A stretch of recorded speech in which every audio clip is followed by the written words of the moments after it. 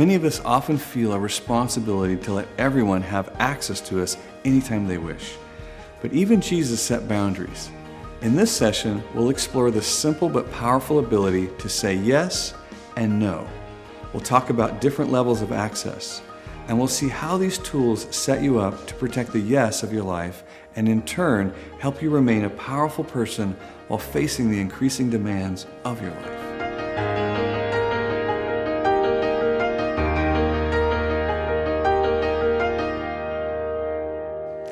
We are now going to step into the section about boundaries. This is an experience of the levels of intimacy that are naturally built into relationships, that it's really our job to identify them and to manage them.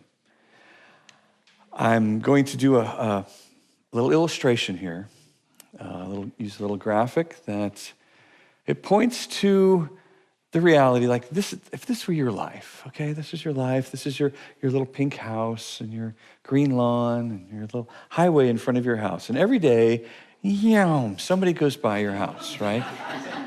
Every day, there they go again. There's just this, you have a relationship with whoever's in that car. They drive by your house every day. And then one day, they decide to pull into your driveway.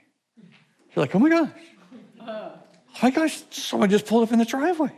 This is so weird. And then they come to your front door, they knock on your door. You're like, oh my gosh, they're at the front door. This person's at the front door of my home. What's going on? You go, you answer the door, they say, hi, can I come in? You go, can you come in my house? Coming in my house? So for whatever reason, you let them in the house. Here they come, they're in the house. They say, hey, is this your refrigerator? Like, what are you doing? What do you think you're doing? You just got in my refrigerator. And then they turn with whatever they got out of your refrigerator and they say, hey, is this your bedroom? You're like, oh my gosh. What is happening? Can you feel what's happening? Yeah. See, there are levels of intimacy in relationships. And there is a natural barrier in relationships that in order to move from one level to the next level, there's more required from you. And then to move from this level to the next level, there is more required than that level, which is a natural filtering system that fewer and fewer people move from driving by your house every day to your bedroom. There's lots of people that drive by your house. Not very many people make it into your bedroom. This is a natural filtering system that human beings have. For whatever reason, though, sometimes we don't pay attention to it. And we end up with violation after violation of moving through these levels of intimacy without paying attention to, are they meeting the requirements of what it takes to be this close, this intimate? Because the more intimacy that you have, the more access you have to my core, to my time, my energy, my resources.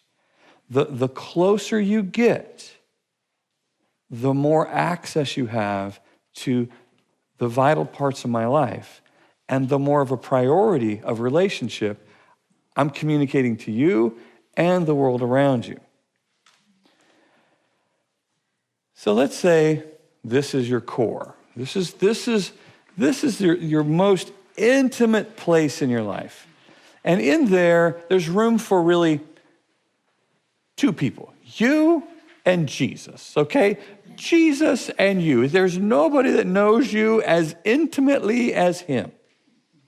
Regardless if you said the prayer and let him in or not, it doesn't matter. He's in there. He's in there. He sees you. He knows what's going on. He knows before you were born, during your life, after. He knows everything. Okay, this is the most intimate relationship you could ever have. Now, outside of that is your most intimate human relationship.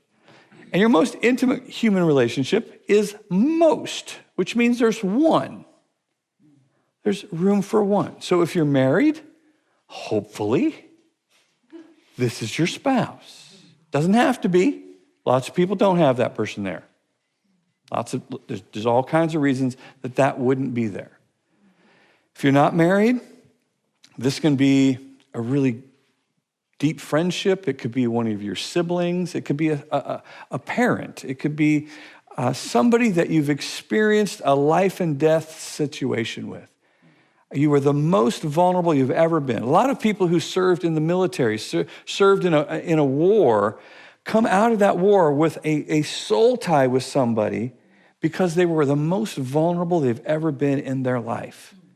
And so this is the deepest bond with another human being they've ever had. There's all kinds of ways to end up in that spot.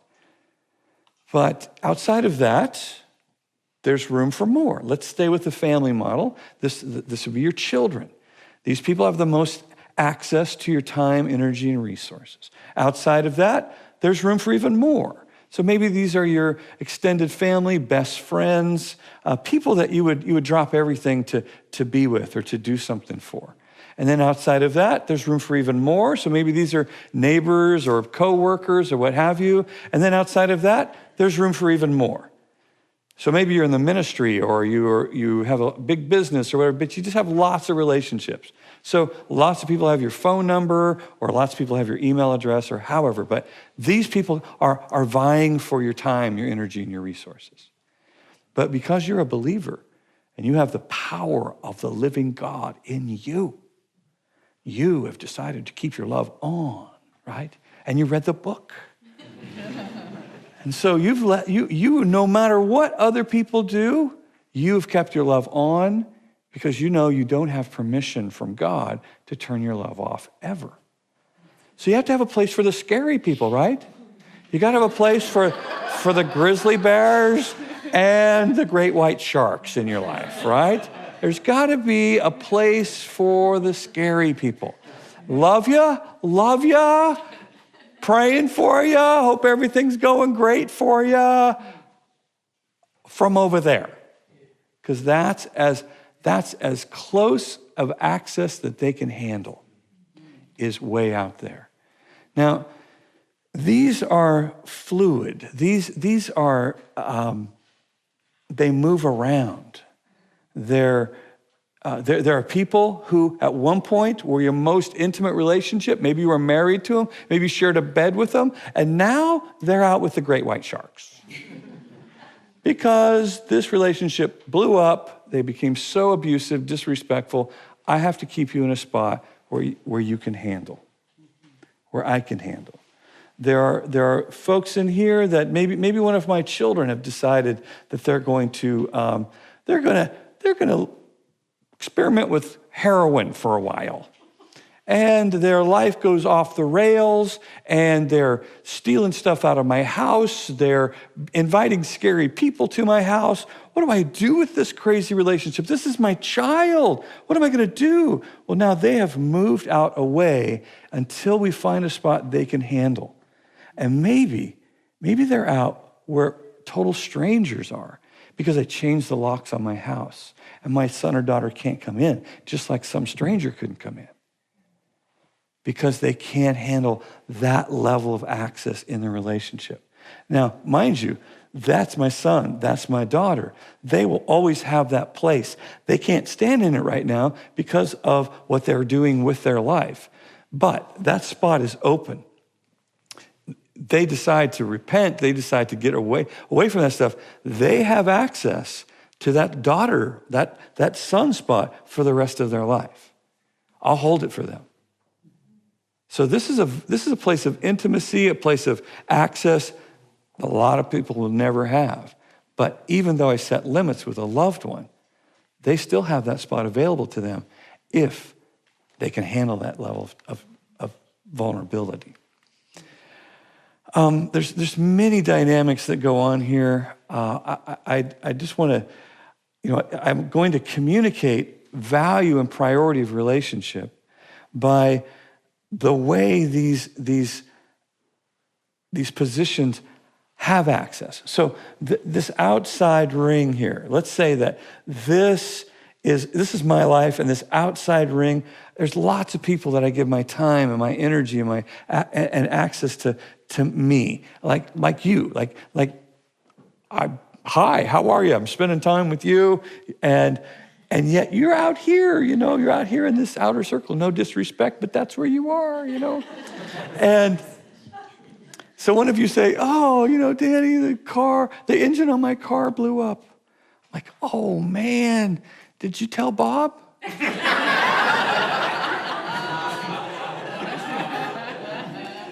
And then there's this next layer inside here. Maybe this is the people at Bethel Church in Redding, where I serve on staff there. And they come to me and they go, oh, Danny, Pastor Danny, the engine on my car blew up. I'm like, oh my gosh. Hey, you know what? Here's the phone number to my mechanic.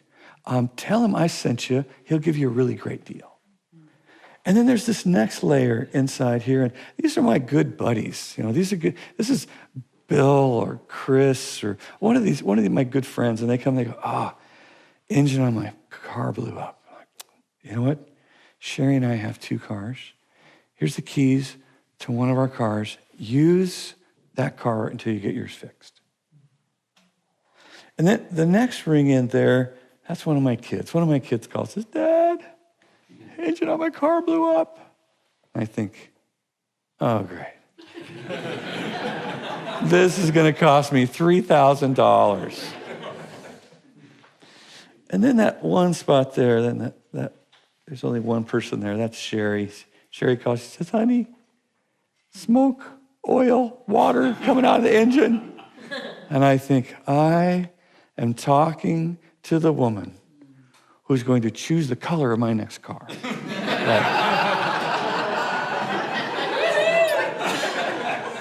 These boundaries communicate access. They communicate priority. So with each level of access, this is where we set boundaries on purpose, deliberately, to communicate to that person and everyone watching the position they hold in my life. Looking at our parents and how we were parented, and then our children, and now that they're starting to have significant relationships of their own, I think this book is such a strong source of skills. Not having goals for our kids, but just having goals for how we interact with them is just huge. And the notion that, on your best day, the best you can do is control yourself. And so realizing that let's just start with that as our objective as opposed to whatever assumptions we have about what will be best for our kids. I mean, those are pretty big revelations that he's taught us.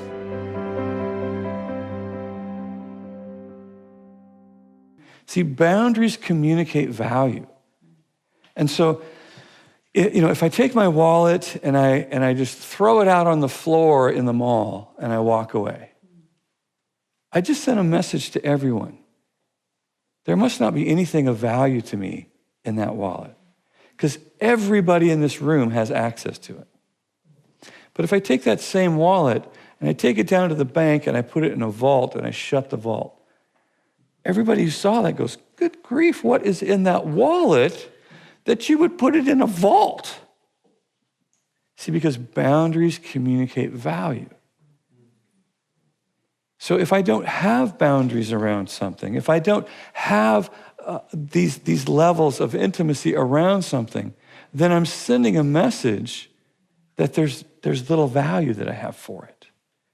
See, if we go downtown downtown Los Angeles, and we find a building that has no doors and no windows on it. What of value would you expect to find inside that building? Well, nothing. I don't expect that there'd be anything valuable in there, because anybody can go in anytime they want. There's nothing required to have a relationship with that building. And so thieves and vandals enter that building, and they've taken any value they could find, and they've treated that building inside however they felt like doing it. So things are broken, and there's spray painted walls and nothing of value. Why? Because when we don't put boundaries around something, we literally attract disrespectful relationships. We literally attract abusive vandals into our lives. And so we must protect what's important to us. And what's important to us is why we're here. What's important to us is the things that we've said yes to. See, in order to say yes to something, you have to be willing to say no to something else. See, you cannot say yes to your life. You cannot say yes to why you're alive. You cannot say yes to your priorities if you're not willing to say no to other things along the way. There's an interesting story in Luke chapter 8 where Jesus, who is, he's batting 1,000, right? So everybody he prays for gets a miracle. Word's getting out, and he's traveling around city to city. Here he comes to another city. As he approaches the city, there's a group of people who've now come out to meet him. Now, what do you think these people want? Think they want an autograph? What do you think these people are waiting for? This is a group of desperate people. A group of desperate people have come to the edge of town to get a miracle from Jesus. A man named Jairus, who has a sick little girl at home, makes it to the front of the crowd somehow. And he's the first one that Jesus comes in contact with. And he says, Jesus, will you come to my house and heal my little girl? And Jesus does something powerful. He says, yes. Now, between Jesus and his yes is a crowd of desperate people who want a miracle. They want to direct his time. They want to direct his energy. They want access to his resources. They want to be the priority relationship.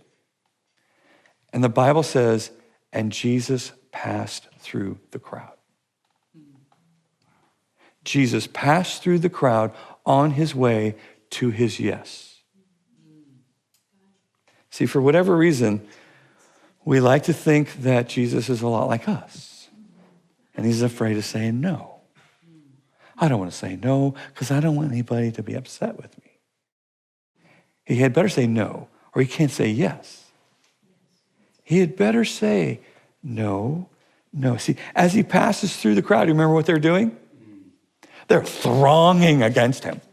When was the last time you used throng in a sentence? Yeah. No. They're pulling at his clothes. They're saying, stop, Jesus, stop. Hey, look over here. Hey, wait a minute. He's moving through the crowd. Finally, a woman who's been bleeding for 18 years. She breaks all the rules. She's touching people. She's not supposed to be touching people in that culture. She gets to Jesus. She reaches over. She grabs him by the hem of his garment, and she's healed. And Jesus says, who touched me? His disciples are looking at each other like, who touched you? Wouldn't it be easier to say, is there anybody in town who hasn't touched Jesus yet? Who touched you? Why does he ask these questions that aren't real questions? Jesus is saying no to a group of people that are putting demands on him. If Jesus doesn't say no, he can't say yes to why he came. If Jesus was afraid of saying no, he'd still be in Nazareth today. Here you go, be healed. Here you go. Where are all these people coming from? I've been here for 2,000 years, people. Could you give me a break already? I have a cross to get to. Don't you care if I ever get to this cross? Nope, we want our healing. That's all we want. See, if you get good at what God has gifted you to do, woe unto you if you can't set boundaries, set limits, tell other people what you're going to be doing. If you can't protect your yes, if you can't protect your priorities, if you can't say no. See, as soon as you get good at fixing broken things, guess who's looking for you? Broken things. It's a powerful lesson in creating healthy relationships is understanding that it's your job to protect your connection to God. It's your job to protect your connection to your spouse. It's your job to manage your relationship with your children. It's your job to manage your time. It's your job to manage your finances. It's your job to manage your health. It's your job to communicate the levels of intimacy and the priorities in that. Because desperate people will put a demand to get what they need. And if you don't protect what's in there, it's not going to be in there for very long. You won't have any time. You won't have any health. You won't have any resources. Because people aren't evil, but sometimes they just want what they can get. So you had better manage yourself. It's just so easy. You know, I think that's the greatest thing in it is that Danny just lays it out so good in his unique style. All his material is great, but this one really just hits it. It hits it out of the park. And I think how he's written it with hope, you can feel it. And you just come away feeling, I can do this. And so it's just a blessing. It's just very empowering. Your time, energy, resources, and priority relationships are yours to manage. No one else is going to be able to assume responsibility for these important components in your life. The bigger your heart is, the more crucial boundaries come into play. Having listened to this last session, take some time and ask the Lord where you may have any boundary issue in your world that need attention. You might also ask some of your closest relationships what they see as potential adjustments to consider. Remember, your goal is intimacy and connection, not walls and barriers. So, keep your love on.